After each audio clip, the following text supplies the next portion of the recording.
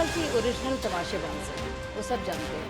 कल किस तरह से अपने माँ बाप का इस्तेमाल कर रहे थे। वृद्ध माँ बाप जिसके हों, घसीट के उनको बाहर ले जा रहे हैं और फोटो खिंचवा रहे हैं।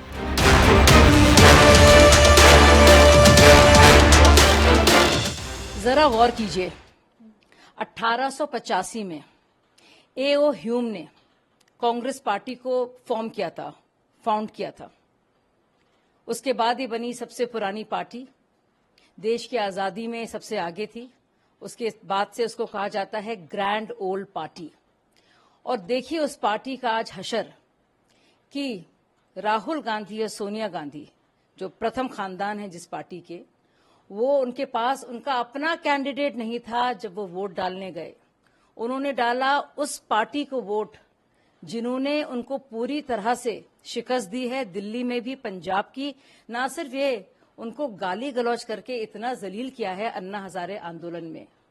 तो ये हालत हो गई है राहुल गांधी जी की, सोनिया गांधी जी की, कि वो पार्टी जो लगातार उनको जलील करती थी, बदनाम करती थी, और बदनाम करने के बाद वो खुद सत्ता में आई है, उस पार्टी को मजबूरन उन्हें वोट देना पड़ा है।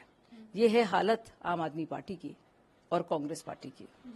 मैम, आपको क्या लग रहा है, छठे चरण का मतदान हो रहा है, आपकी पार्टी कितना आश्वस्त है? लगभग वोटिंग जो है खत्म होने वाली है।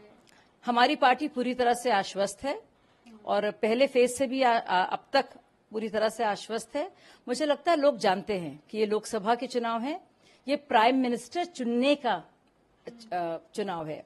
तो लोग जानते हैं कौन होगा। अगर आप सोचेंगे, आंखें बंद करेंगे, तसव्वुर करेंगे और सोचेंगे कौन हमारे देश का प्रधानमंत्री होना चाहिए, तो एक ही नाम आता है, एक ही चेहरा आता है, प्रधानमंत्री मोदी जी का। और लोग ये भी जानते हैं कि अगर वो मोदी जी के लिए वोट करेंगे तो वो अपने परिवार को वोट करेंगे, किसी और खानदान को नहीं, खुद के परिवार को। इसके साथ ही पहचाना है और अभी तक 5 चरणों के मतदान हो चुके हैं। नफरत, दुष्प्रचार, इन सबको नकार दिया है। देखिए, जिस तरह से बयान खरगे जी का आज आया है, जिसमें वो साफ साफ कह रहे हैं क्या मोदी जी जिंदा भी रहेंगे।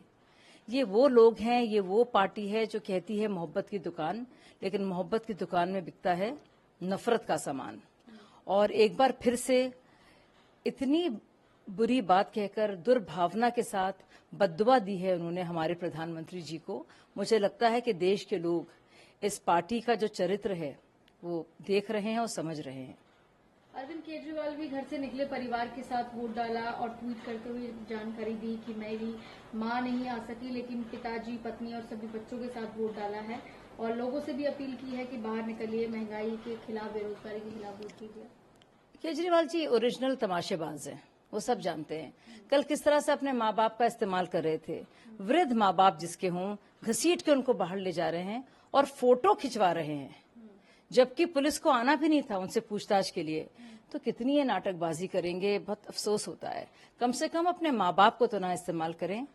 आपने अपने बच्चों की तो झूठी कसम खाई थी, लेकिन बच्चों को आपने नहीं छोड़ा अपने, तो माँ बाप पर तो रहम करें। उनका तो ना बेजा इस्तेमाल करें अपनी पब्लिसिटी के लिए, अपनी सहानुभूति के लिए। क्यों इस तरह से विक्टिम कार्ड खेलते हैं, अपना मजाक उड़ाते हैं? कम से कम कुछ इज्जत तो करें अपने माँ बाप की। जी, इसके साथ अनंतराम राजौरी सीट से उम्मीदवार हैं। उन्होंने पोलिंग एजेंटों पर स्थानीय पुलिसों के साथ आरोप लगाया और वहां पर धरना दे रही हैं। सब देख रहे हैं क्या कुछ हो रहा है और सबसे खुशी की बात है, और ये बहुत अच्छा संकेत है कि वहां पे जो इलाका पूरी तरह से आतंकवाद से एक वक्त ग्रस्त था, और वहां पे किस तरह से लोग आगे आ रहे हैं और वोट दे रहे हैं, और ये पूरा जो लोकतांत्रिक हमारी प्रणाली है, जमहूरियत है, उसका हिस्सा बन रहे हैं। ये अपने आप में बहुत ही खुशी की बात है। जहां तक बात है महबूबा मुफ्ती की और उनके इल्जामों की, साफ जाहिर है कि उनका वर्चस्व खत्म हो रहा है। वो जान रही हैं कि कोई उनको पूछ नहीं रहा है और उनके खिलाफ वोटिंग हो रही है। और जब भी इस तरह के इल्जाम आप सुनते हैं ना, आप समझ जाइए कि पहले से माहौल बनाया जा रहा है, समा बांधा जा रहा है, क्योंकि वो जानती हैं शिकस्त बहुत करीब है।